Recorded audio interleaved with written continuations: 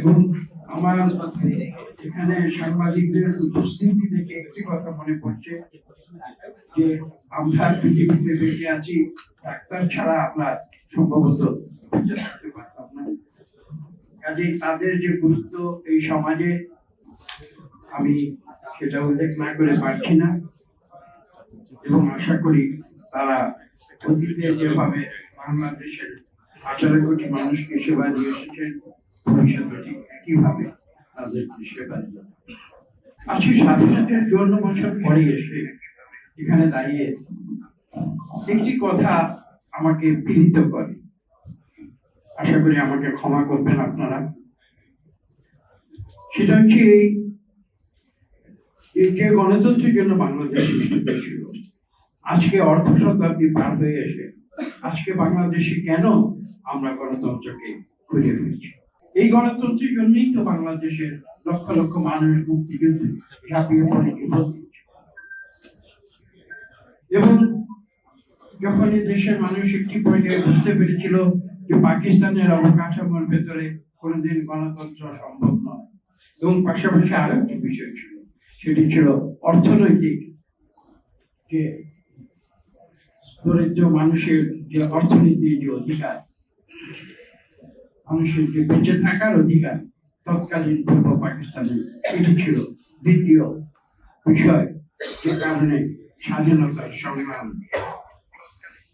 প্রথমে একটি আন্দোলন, পরবর্তীতে স্বাধীনতার যুদ্ধে, মুক্তিযুদ্ধে। তো এই যে দুটি উপায় আমি স্পষ্ট ভাষায় উল্লেখ করেছি, একটি ছিল গণতন্ত্র, দ্বিতীয়টি ছিল এদেশের দরিদ্র মানুষের অর্থনৈতিক। আমার প্রশ্ন হচ্ছে যে আজ স্বাধীনতার 54 বছর পরে কেন আমরা সেই দুটি যে লক্ষ্য বস্তু, সেটিকে কেন এখনো খুঁজে পেয়েছি, আমরা কেন সেটি এখনো অর্জন করতে পারছি? আমি বিশ্বাস করব এদেশে যারা নেতৃত্ব দিচ্ছেন, যারা নেতৃত্ব দিয়েছেন বিগত 54 বছর, এখনো যারা নেতৃত্ব দিচ্ছেন, যারা অতীতে দিয়েছেন, তাদেরকে জাতির কাছে জবাব দিয়ে করতে হবে কেন তারা ব্যর্থ হয়েছে।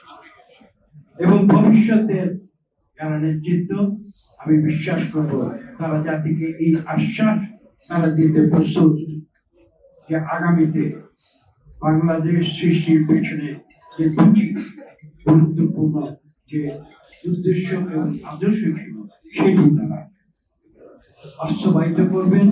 দেশের 18 কোটি মানুষকে তারা জোর গলায় বলতে পারবেন যে আমরা এদেশে গণতন্ত্র ফিরিয়ে এনেছি, এবং তারা বলতে পারবেন যে এদেশে দরিদ্র মানুষের ভাগ্য উন্নয়নে আমরা যথাযথ কার্য পদ্ধতি অনুসরণ করছি। শুরু করছি এই প্রশ্ন তুলে, আমি শুরু করছি। এই প্রশ্নের উত্তর আমি দিতে চাই। সেটা হচ্ছে আমরা যদি পৃথিবীর ইতিহাস পর্যালোচনা করি, তাহলে একটি জিনিস কিন্তু আমাদের সামনে স্পষ্ট হয়ে আসবে।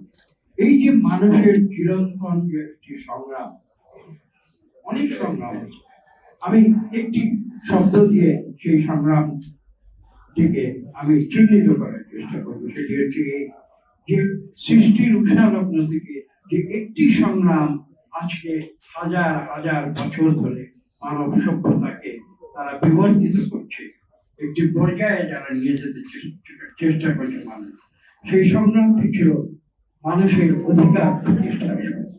এটা অনেকভাবে ব্যাখ্যা করা যাবে, কিন্তু আপনারা দেখবেন সবকিছু ঘুরে ফিরে যদি একটি উদ্দেশ্য বা একটি লক্ষ্যে আমরা ফিরে আসতে চাই, তাহলে সেটি হবে মানুষের অধিকার প্রতিষ্ঠা।